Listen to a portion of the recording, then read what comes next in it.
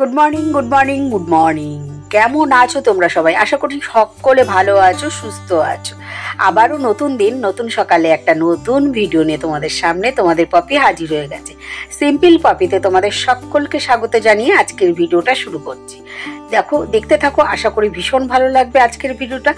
তো চলো দেখা যাক পপি কি করছে। পপির ঘরে না গেলে তো বোঝা যাবে না পপির কি করছে, সেই কারণে দেখতেই চলে এলাম। পপি এখন বিছানা পরিষ্কার করছে।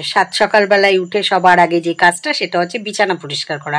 সোনাই পড়তে চলে গেছে, দাসবাবু দোকানে রয়েছে, আর আমি আমার মতন ঘরের কাজ করছি। আগে সকালবেলায় সকালের কাজটা ঘরের কাজটা আগে সেরে নিই, তারপরে যাই বাইরের কাজ সেরে তারপরে স্নান সেরে আসি। প্রত্যেক দিনের এই কাজ আমার। তো ঠিক তেমনটাই রোজকার মতন আজকেও শুরু হয়ে গেছে।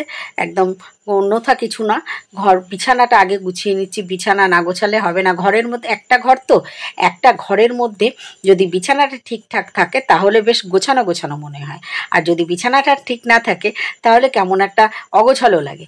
সেই কারণে বিছানাটা আগে আমার গোছাতে হবে। আর আমার থেকে আমার সোনাই যখনই ঘরে থাকবে ও বিছানা 14 বার করে বিছানা ঝাড়বে। বিছানা ওর ঠিকঠাক না থাকলে ওর মাইন্ড ঠিক থাকে না, এরকমটাই। যাই হোক, বিছানা গুছিয়ে নিয়েছি, নিয়ে এবার ঘরটা ঝাড় দিচ্ছি। আমার তো ক্যামেরা করে দেওয়ার কেউ নেই, এক হাতে ফোন নিয়ে ভিডিও করছি আর কাজ করছি। তো যদি একটু ভুলভ্রান্তি থাকে তাহলে তোমরা ক্ষমা করে দিও। আর কি বলবো বলো, ভুলভ্রান্তি তো মানুষ মাত্রই হয়, তাই না বলো? আর তোমরা যদি কমেন্ট না করো তাহলে আমি বুঝবো কি করে আমার কোথায় কি ভুল হচ্ছে না হচ্ছে? কমেন্ট করে কিন্তু জানাবে, অবশ্যই জানাবে। ভালো হলেও জানাবে, আবার খারাপ হলেও বলবে, তাহলে আমি আমার ভুলগুলো শুধরে নেওয়ার চেষ্টা করব। এইভাবেই প্রত্যেক দিন আমার এইভাবেই শুরু হয় সকালটা।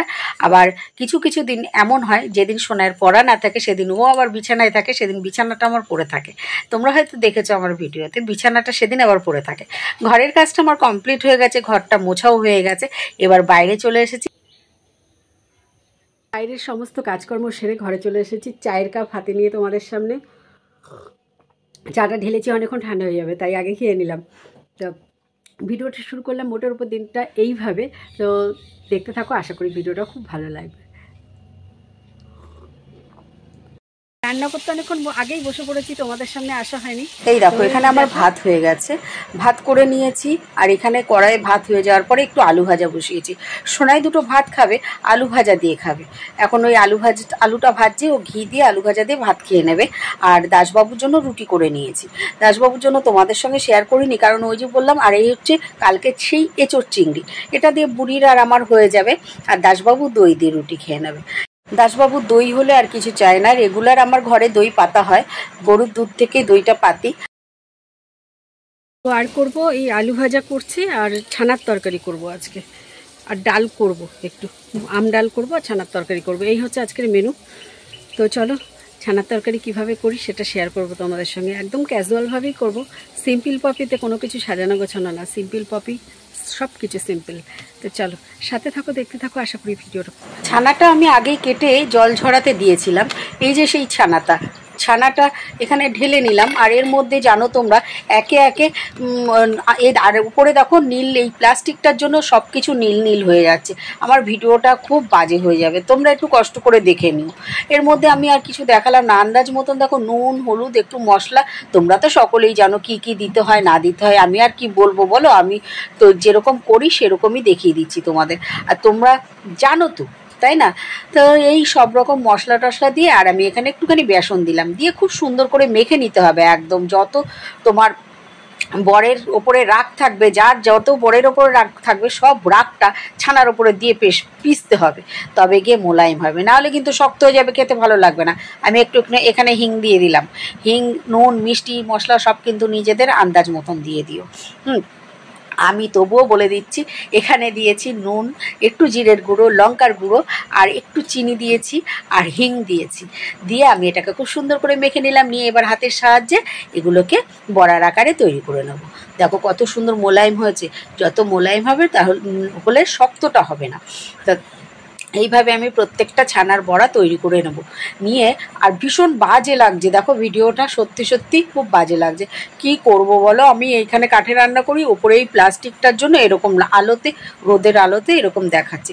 যাই হোক, আমার সবগুলো তৈরি করা হয়ে গেছে, কড়াই বসিয়ে দিয়েছি। ক্যামেরাম্যান কিন্তু আমার নেই, আমাকে একা হাতে ক্যামেরা নিয়ে করতে হচ্ছে, যার ফলে আমি সবটা কিন্তু শেয়ার করতে পারছি না। তোমরা সকলে জানো। আর শেয়ার করব কি, তেল দিয়ে দিয়েছি, আমি এখানে সর্ষের তেল ব্যবহার করেছি।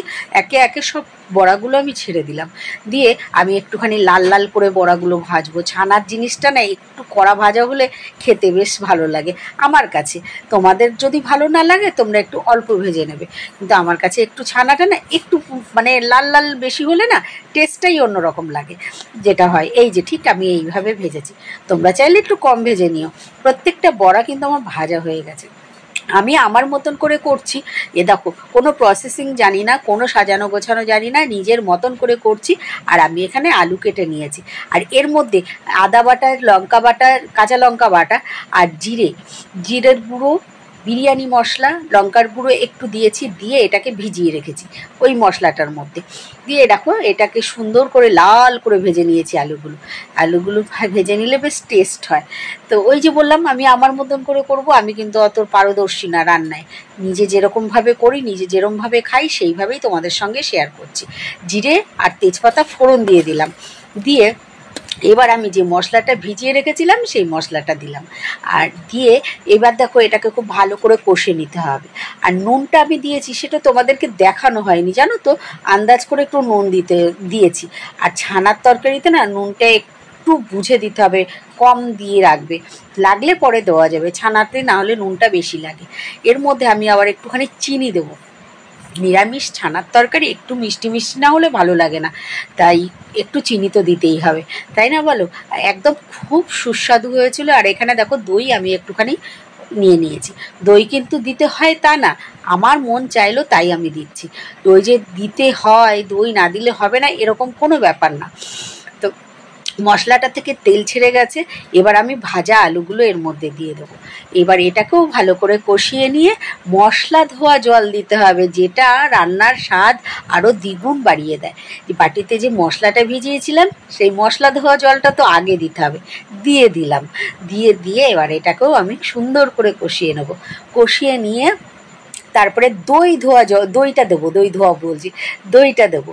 দইটা দিয়ে বেশি নাড়বো না, একটু নেড়ে নেবো, নিয়ে দইয়ের বাটি ধোয়া জলটাও আমি এখানে দিয়ে দেবো। দেখো দিয়ে দিলাম, দেখতে কি সুন্দর হয়েছে না? তরকারিটা দেখেই মনে হচ্ছে খেয়ে নিই, সব কিছু আরও বেশি ভালো লাগতো। ওপরে ওই প্লাস্টিকটার জন্য দেখো কিরকম হলো, কিন্তু কি করব বলো, এই প্লাস্টিকটা তো আমার রাখতেই হবে, নাহলে পোকা মাকড়, তারপরে বৃষ্টি ফিষ্টি হয়, এখানটায় খুব খারাপ হয়ে গেল। এ নীল রোদের রঙটাই এরকম। আমার কিন্তু তরকারিটা হয়ে গেছে, এর মধ্যে আমি বড়াগুলো ছেড়েও দিয়েছি। বললাম না সমস্ত প্রসেসিং আমি দেখাতে পারছি না, এক হাতে ক্যামেরা নিয়ে কি করা যায়। এদিকে আমডাল আমার কমপ্লিট, আর ফাইনাল লুকটা দেখে নাও একবার। এই যে সেই ছানার তরকারি, ছানার ডালনা বলতে পারো, হ্যাঁ ছানার ডালনা। তো কেমন হয়েছে দেখতে বলো? খুব সুন্দর হয়েছে। আমি এখন ভয়েস দিচ্ছি, আমি খেয়ে নিয়েছি আগে, খাওয়া দাওয়ার পরে কিন্তু আমি এটা রাত্রিবেলায় ভয়েস দিচ্ছি। দারুণ টেস্ট হয়েছে খেতে, না বললে বিশ্বাস করবে না, ভাববে নিজে করেছে, নিজেই বলছে ভালো হয়েছে। একদম তাই, সত্যি এটা আমি বলছি, সত্যি ভালো হয়েছিল খেতে।